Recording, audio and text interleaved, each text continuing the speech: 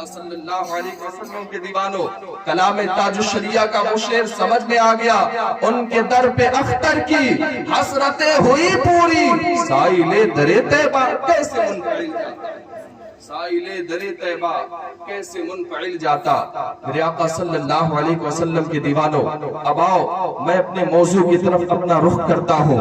اللہ تبارک و تعالیٰ قرآن مقدس میں ارشاد فرماتا ہے، ام حسبتم ان تدخلوا الجنہ ولما یأتکم مثل الذین خلوا من قبلکم مستهم البأساء والضراء وزلزلوا حتى يقول الرسول والذین آمنوا معه متى نصر اللہ۔ اللہ تبارک و تعالیٰ قرآن میں ارشاد فرماتا ہے، آج ہم چاہتے ہیں نا کہ ہمیں بڑی آسانی سے جنت مل جائے گی، بڑی آسانی سے جنت مل جائے گی، کوئی مشقت نہیں کرنی ہوگی، کوئی پریشانیاں نہیں اٹھانی ہوگی، بڑی آسانی سے جنت مل جائے گی۔ بس اسی بات کو اپنے ذہن میں رکھیں۔ اللہ تعالیٰ قرآن میں ارشاد فرماتا ہے، اے لوگوں کیا تم یہ گمان کر بیٹھے ہو کہ تم ایسے ہی جنت میں چلے جاؤ؟ توجہ ہے نا، توجہ ہے نا آپ کی؟ اللہ تعالیٰ قرآن میں ارشاد فرماتا ہے، ام حسبتم ان تدخلوا الجنہ، اے لوگوں کیا تم یہ گمان کر بیٹھے ہو کہ تم ایسے ہی جنت میں چلے جاؤ؟ ولما یأتکم مثل الذین خلوا من قبلکم، اور پہلے والوں پر جو مصیبتیں آئی تھیں، جو پریشانیاں آئی تھیں، وہ تم پر نہیں آئیں گی۔ مستهم البأساء والضراء، یہاں تک کہ انہیں پریشانیوں نے گھیر رکھا تھا، تنگ دستیوں نے جکڑ رکھا تھا، وزلزلوا، یہاں تک کہ انہیں ہلا کر کے رکھ دیا گیا، حتی یقول الرسول والذین آمنوا معه، یہاں تک کہ اس وقت کے رسول اور ایمان والے یہ کہہ بیٹھے، متی نصر اللہ، اللہ کی مدد کب آئے گی؟ اے میرے ملت کے نوجوانوں، حالات زمانہ کو دیکھتے ہوئے، حالات حاضرہ کو دیکھتے ہوئے یہ آیت کریمہ بہت حوصلہ آمیز معلوم ہوتی ہے کہ اللہ تبارک و تعالیٰ آج بھی ہم مسلمانوں کی مدد فرما رہا ہے۔ وہ کیسے؟ اگر اللہ تعالیٰ کی مدد ہمارے ساتھ نہ ہوتی، ہمارے ساتھ اللہ تبارک و تعالیٰ کی مدد نہ ہوتی، تو آج جس طرح تمام معاشرے کے لوگ ہم پر حملہ آور ہیں، اس طرح سے اگر تمام معاشرے کے لوگ ہم پر حملہ کرنے کے لیے آمادہ ہیں، مسلمان آج بھی سربلندی کے ساتھ اپنی زندگی گزار رہا ہے۔ اگر اللہ تعالیٰ کی مدد ہمارے ساتھ نہ ہوتی تو آج جس طرح سے 32 دانتوں کے درمیان میں تنے تنہا زبان بولتا ہے، اسی طرح تمام مخالفوں کے درمیان میں رہ کر کے مسلمان بولتا ہوا نظر آتا ہے، مسلمان بولتا ہوا نظر آتا ہے۔ اس آیت کریمہ کے متعلق ہمیں یہ آیت بہت حوصلہ آمیز معلوم ہوتی ہے کہ آج بھی اللہ تبارک و تعالیٰ کی مدد ہم مسلمانوں کے ساتھ ہے۔ میرے بھائیوں، اب میں آپ سے صرف ایسی گفتگو کروں گا کہ صرف آپ کے ذہن میں اپنی باتیں رکھ سکوں۔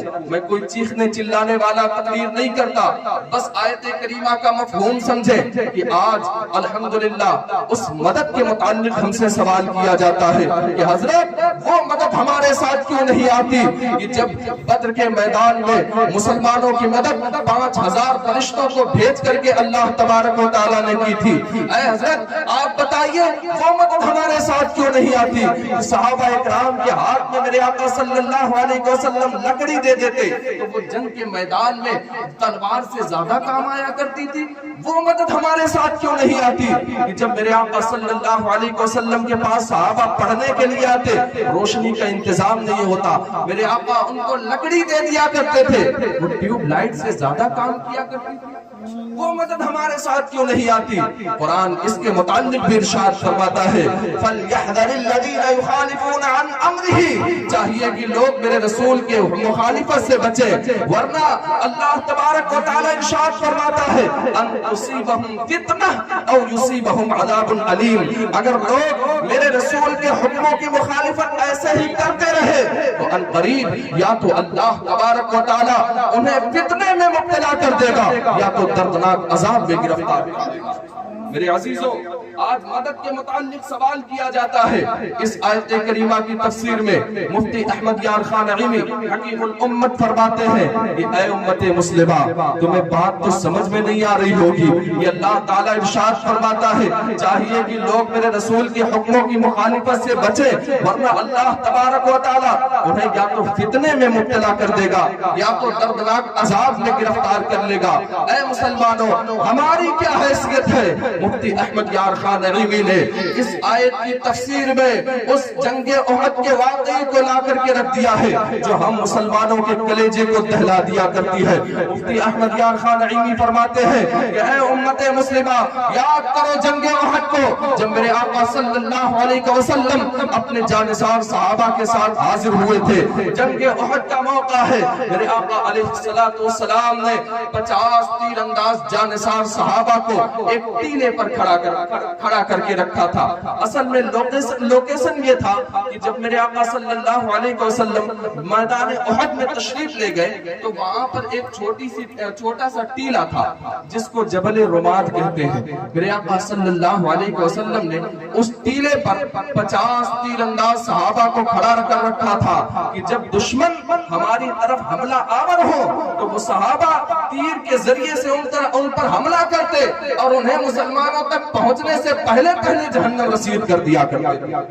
یہ لوکیشن تھا جنگ احد کا، لیکن اچانک منظر کیا بدلا کہ وہ جنگ احد جو فتح یابی سے ہمکنار تھی، میرے آقا صلی اللہ علیہ وسلم نے وہاں ایک نصیحت کی تھی کہ اے میرے صحابہ یہ ٹیلا دیکھ رہے ہو، اس پر میں تمہیں کھڑا کر رہا ہوں، لیکن سنو جب تک میں نہ کہوں تم اس ٹیلے سے نیچے نہ آنا، اس پہاڑی سے نیچے نہ آنا، جب تک میرا حکم نہ ہو تم اسی پر رہنا۔ اسی بات پر غور کریں اور ذرا اپنے ایمانی حرکت کا جائزہ لیں کہ آج ہمارے اندر کون سی کمیاں موجود ہیں، ہمارے اندر کون سی کمیاں پائی جا رہی ہیں۔ میرے آقا نے ارشاد فرمایا تھا جب تک میں نہ کہوں تم اس ٹیلے سے نیچے نہ آنا، اسی ٹیلے پر کھڑے رہنا۔ اسی بات پر غور کریں، میرے آقا صلی اللہ علیہ وسلم نے ان سے ارشاد فرمایا تھا جب تک میں نہ کہوں تم اس ٹیلے پر کھڑے رہنا، یہی پہرے داری دینا، نیچے نہیں آنا۔ میرے آقا صلی اللہ علیہ وسلم کے دیوانوں، وہ جنگ احد مسلمانوں نے اسے فتح کر لیا، اسے جیت لیا، جشن منایا جا رہا ہے، خوشیاں منائی جا رہی ہیں، تمام تر لوگ آپس میں مبارکبادی پیش کر رہے ہیں۔ اللہ اکبر!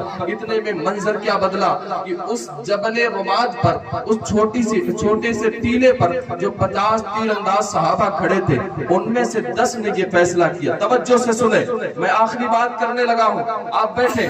میرے آقا صلی اللہ علیہ وسلم ان میں سے جو 50 صحابہ تھے ان میں سے 10 نے یہ فیصلہ کیا کہ ہمیں یہی رہنا چاہیے، اور 40 نے یہ فیصلہ کیا کہ ہمیں اس ٹیلے سے نیچے اتر جانا چاہیے، اس لیے کہ اب جنگ ختم ہو چکی ہے، اب کسی چیز کی ضرورت نہیں ہے، کفار بھاگ گئے ہیں، امن محسوس کر رہے ہیں بھاگنے پر۔ ہمارے لیے خوشخبری ہے کہ ہم نے جنگ کو جیت لیا ہے۔ 50 تیر انداز صحابہ جو وہاں ٹیلے پر موجود تھے ان میں سے 10 نے یہ فیصلہ کیا نہیں، جب تک حضور کا حکم نہ آ جائے ہم نیچے نہیں جائیں گے، جب تک حضور کا حکم نہ آ جائے ہم نیچے نہیں جائیں گے۔ 40 نے کہا نہیں، ہمیں نیچے جانا چاہیے، اس لیے کہ اب جنگ ختم ہو چکی ہے۔ میرے آقا صلی اللہ علیہ وسلم کے دیوانوں، وہ 40 تیر انداز صحابہ نیچے اتر آئے۔ ادھر کفار کی طرف سے جنرل خالد بن ولید اس وقت ایمان نہیں لائے تھے، انہوں نے جب دیکھا کہ ٹیلا خالی ہے، پیچھے کی جانب سے 200 لشکریوں کو لے کر کے ان صحابہ پر حملہ کیا، اور حملہ اتنا تیز کیا کہ وہ جو ٹیلے پر 10 صحابہ موجود تھے ان کو بھی شہید کر ڈالا، اور یہیں تک محدود نہیں بلکہ اتنا تیز حملہ ہوا کہ پھر سے جنگ شروع ہو گئی، اور 70 صحابہ کی جانیں گئی تھی، 70 صحابہ کی جانیں گئی تھی۔ یہیں تک محدود نہیں بلکہ وہی جنگ احد ہے جس میں حضرت سید الشہداء امیر حمزہ کا سینہ چاک کر کے ان کا کلیجہ چبایا گیا تھا۔ وہی جنگ احد ہے جس میں حضرت عبداللہ بن جحش رضی اللہ تعالیٰ عنہ کا کان، ناک، آنکھ کاٹ کر کے ہندا نے اپنے گلے میں پہنا تھا۔ اور یہی تک بس نہیں ہے بلکہ ایک کافر نے لوہے کی ٹوپی لے کر کے میرے آقا صلی اللہ علیہ وسلم پر ایسا وار کیا تھا کہ میرے آقا کے 2 دندان مبارک شہید ہو گئے تھے۔ اے امت مسلمہ، اتنا بڑا مسلمانوں کا جو خسارہ ہوا وہ کیوں ہوا؟ اس لیے کہ حضور کے حکم کے انتظار کیے بغیر وہ صحابہ सहाबा टीले से नीचे आ गए तो अल्लाह तबारक व तआला को ये मंजूर नहीं हुआ कि मेरे रसूल के हुक्म की मुखालिफत हो और इन्हें खुशखबरी मिल जाए अल्लाह के रसूल के हुक्म की मुखालिफत हो और ये जंग को जीत ले जाए। मेरे आका सल्लल्लाहु अलैहि वसल्लम के दीवानों, अल्लाह तबारक व तआला ने इसी बात को देखते हुए जंग के नक्शे ही को पलट दिया और जो जंग मुसलमानों ने जीत लिया था, फतह हासिल कर लिया था, अब उसे शिकस्त से दो चार होना पड़ा। आखिर इतना बड़ा खसारा जो हुआ था वो क्यों हुआ था? इसलिए कि सहाबा हुजूर के हुक्म के इंतजार किए बगैर उस टीले से नीचे उतर आए तो इतना बड़ा खसारा हुआ। ऐ उम्मत मुस्लिमा, वो सहाबा थे जिनके दिमाग में वहम गुमान भी नहीं था कि अगर हम ये खता करेंगे तो अल्लाह तबारक व तआला हमें इतने बड़े फितने में मुब्तला कर देगा। ऐ उम्मत मुस्लिमा, आज तो तुम दिल में इरादा करके हुजूर के मुखालिफत कर रहे हो, आज दिल में इरादा करके हुजूर के सुन्नतों को पामाल कर रहे हो, आज दिल में इरादा करके माँ बाप की नाफरमानियां कर रहे हो। तुम कैसे ये समझ सकते हो कि अल्लाह तबारक व तआला तुम्हें कामयाब कर देगा? नहीं नहीं, अल्लाह तबारक व तआला तुम्हें कामयाब नहीं करेगा, इसलिए कि कुरान फरमाता है फलयहज़रिल्लज़ीना युखालिफूना अन अम्रिही, चाहिए कि लोग मेरे रसूल के हुक्मों की मुखालिफत से बचे। अगर लोग इसी तरह मेरे रसूल के हुक्मों की मुखालिफत करते रहे तो अनकरीब अल्लाह ताला या तो उन्हें फितने में मुब्तला कर देगा या तो दर्दनाक अज़ाब में गिरफ्तार। बात समझ में आ रही है?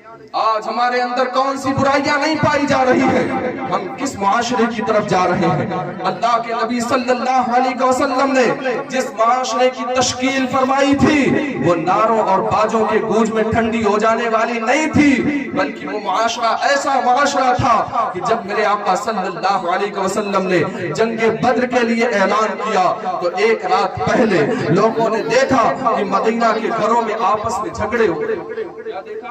आपस में झगड़े हो रहे, बाप बेटे में झगड़ा हो रहा, बाप बेटे से लड़ रहा, बेटा बाप से लड़ रहा। क्यों लड़ रहा है? बात समझ में आ रही? क्यों लड़ रहा है? पूछा कि आप क्यों लड़ रहे हैं? तो बाप बेटे में से बाप ने कहा कि हम इसलिए लड़ रहे हैं, मेरे आका सल्लल्लाहु अलैहि वसल्लम ने जंगे बद्र का ऐलान किया, मैं चाहता हूँ कि मैं हुजूर के साथ जंग में जाऊँ। क्या फरमाया? मैं चाहता हूं कि मैं हुजूर के साथ जंग में जाऊं। बेटा कह रहा नहीं, मैं हुजूर के साथ जंग में जाऊंगा। बाप और बेटे में पूरा अंदाजी हो, पर्चियां निकाली गई, पर्ची में बेटे का नाम निकला, बाप का नाम नहीं निकला।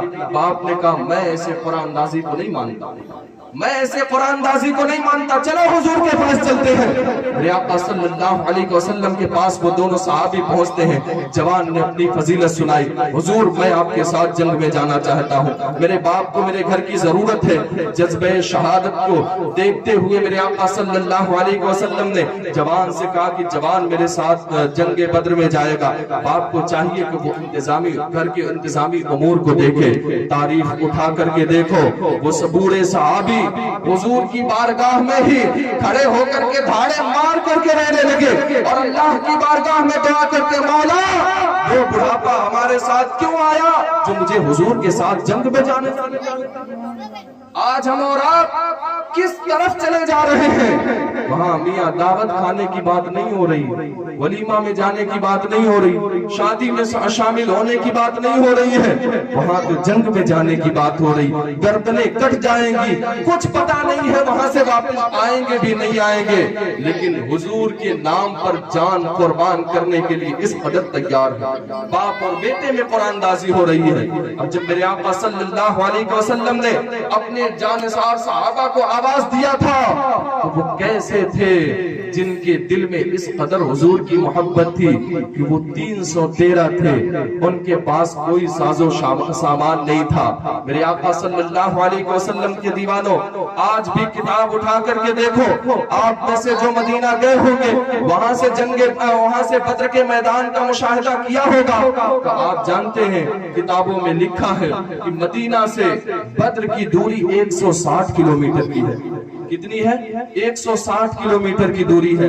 آج بھی آپ جائیں گے تو ٹھنڈی اے سی میں سفر کریں گے, پھر بھی دیکھتے رہیں گے راستہ کٹ نہیں رہا ہے.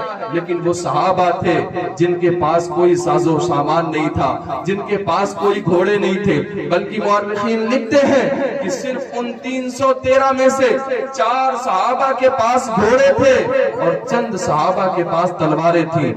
پاؤں میں چپلیں تک محدود نہیں, پھٹے پرانے کپڑے ہیں, لیکن پھر بھی حضور سے اس قدر پیار ہے کہ حضور کے نام پر اپنی جان قربان کرنے کے لیے تیار ہے.